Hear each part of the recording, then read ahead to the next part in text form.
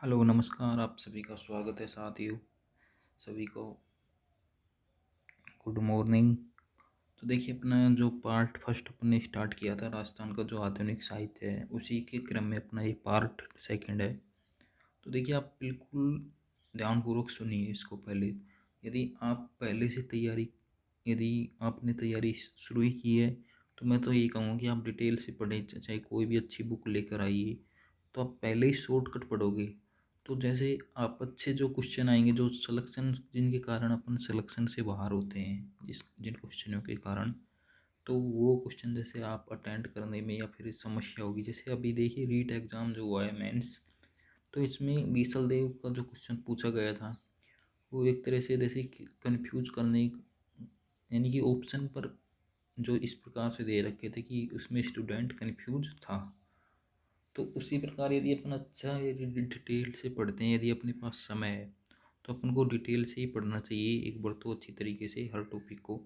फिर उसके बाद अपने खुद के नोट्स बनाने चाहिए, तो ही मैं कहूँगा कि सही रहेगा। जैसे कोचिंगों का हाल तो आपने देख लिया है कि कई कई कोचिंग तो यानी कि अब लेके आ रहे हैं उसको आंसर की, उसमें से पेपर की, अब 10 दिन बाद, लगभग टाइम होने के बाद। तो कोचिंग वालों का कोई वो नहीं है, ठीक है ना। सब कोई दो आंसर दे रहे हैं। तो जब कोचिंग वाले जिसमें वो किसी दो दो आंसर बता रहे हैं, तो स्टूडेंट का तो क्या हाल होगा वहाँ पर जब एग्ज़ाम देने बैठता है टेबल पर। तो इसी क्रम में अपन ये पार्ट सेकंड लेके आए हैं। आप ध्यानपूर्वक सुनिए इसको। इसी तरह अपन छोटे छोटे भागों में इसको कंप्लीट करेंगे। 5 से 7 मिनट का जो बनती है क्लास, तो आप ध्यानपूर्वक सुनिए बस इसको। फिर इसको एक बार और ध्यानपूर्वक आप देखिए, तो आपका जो बेसिक जो होगा एक तरह से वो बनेगा, आधार एक तरह से कह सकते हैं, नींव। वो बनने के बाद आप आसानी से करोगे क्वेश्चन को। तो देखिए, केसरी सिंह बारट, विजय सिंह पथिक, जयनारायण व्यास। लेकिन हाँ, इसको देखने से पहले आप उसको पार्ट फर्स्ट को देखिए, तो आपको अच्छा क्लियर होगा। जैसे उसमें अपन ने किसकी बात की थी, बांकीदास की, सूर्यमल मिश्रण की, उमरदान की। तो उमरदान की क्या विशेषता बताई गई थी उसमें, कि जो उसकी रचनाएं हैं, कविताएं हैं, उसमें किसका जो वर्णन दिया गया है। एक तो जो पाखंडी साधु थे उनको बेनकाब किया गया है, और दूसरा क्या था, उसमें जो अकाल पड़ा था, तो अकाल में जो मनोदशाएं बताई गई हैं उसमें, यानी उसका चित्रण किया गया है। तो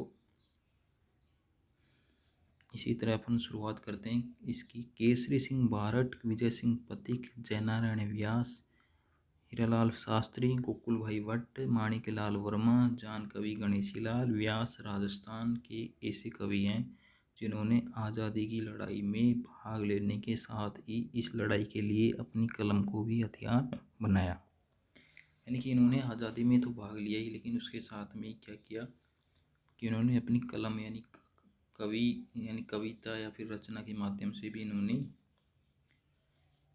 इसमें यानी स्वतंत्रता में योगदान किया। इनमें से गणेशी लाल व्यास ऐसे कवि हैं जिन्होंने खुद आज़ादी की लड़ाई में भाग लिया, और आज़ादी के बाद के अपने मोहभंग को भी कविताओं में प्रखर रूप से प्रकट किया। कौन थे? गणेशी लाल, जिन्होंने अपनी कविताओं में प्रखर रूप से प्रकट किया। रेवत दान चारण, देखिए ध्यानपूर्वक सुना, रेवत दान चारण की रचनाएं सामंती शोषण के प्रति आमजन को जगाने का काम करती हैं। ध्यान रखने, तो जैसे क्वेश्चन पूछ लिया जाता है कि रेवत दान चारण की रचनाएं संबंधित हैं, तो आपको ध्यान होगा तो आप आसानी से कर पाएंगे इसको। किससे संबंधित है? आम जन को जगाने से, यानी सामंती शोषण जो था उसके खिलाफ थी वो, जागृत करने के लिए।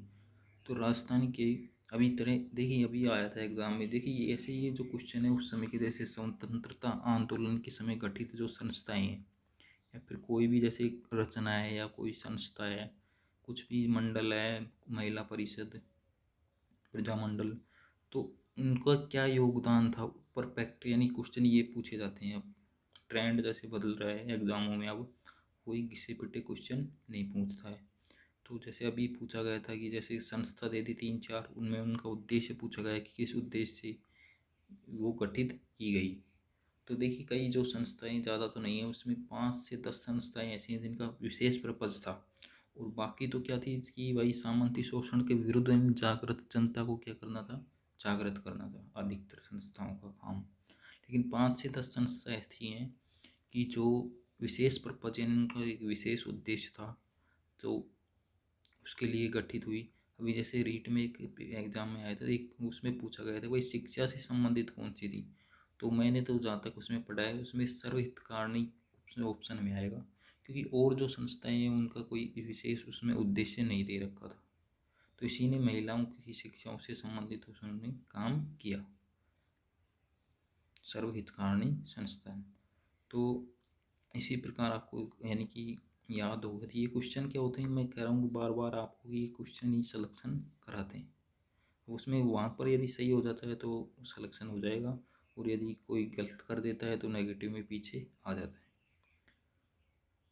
तो राजस्थानी के अनेक कवियों ने जन जन तक अपनी बात पहुँचाने के लिए कवि सम्मेलनों को माध्यम बनाया। एक समय था जब राजस्थानी कवि मेघराज मुकुल की, ध्यान रखना, मेघराज मुकुल की सेनानी, क्या, सेनानी कवि सम्मेलनों की सर्वाधिक लोकप्रिय कविताओं में मानी जाती है। किसकी थी सेनानी? मेघराज मुकुल की।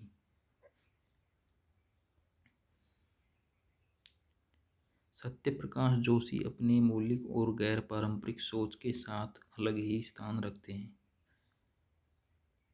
कौन? सत्यप्रकाश जोशी, यानी पारंपरिक सोच के साथ उन्होंने आगे बढ़ा वो।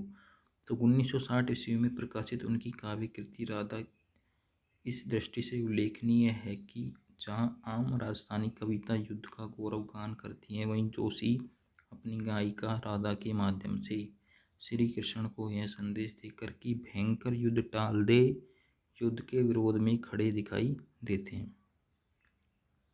ध्यान रखना इसका उद्देश्य क्या था, किसकी? मेघराज मुकुल की। इसी प्रकार कन्हैया लाल सेठिया, तो इनका गीत था एक धरती दोहरारी,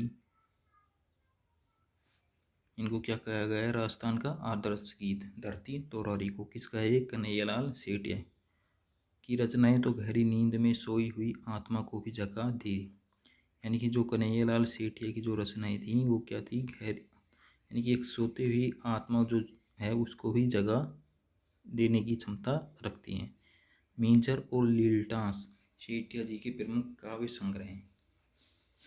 देखिए क्या थे मीचर और लीलटास, ये क्या थे? काव्य संग्रह किसके थे? कन्हैयालाल सेठिया के। और धरती दोहरारी क्या है? कि आदर्श गीत है।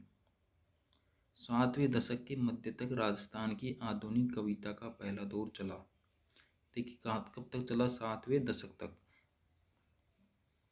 आधुनिक कविता का पहला दौर चला। राजस्थान में राजस्थानी भाषा में मरुवाणी, जलम्भोम, जानकारी, ओलमो, लाडेसर, हरावल, राजस्थली, इसरलाट, राजस्थानी एक हेलो, दीठ, चामल, अपभ्रंश जैसी अनेक साहित्यिक पत्रिकाएं प्रकाशित हो रही थी और इनके माध्यम से बहुत सारे नए कवि सामने आ रहे थे।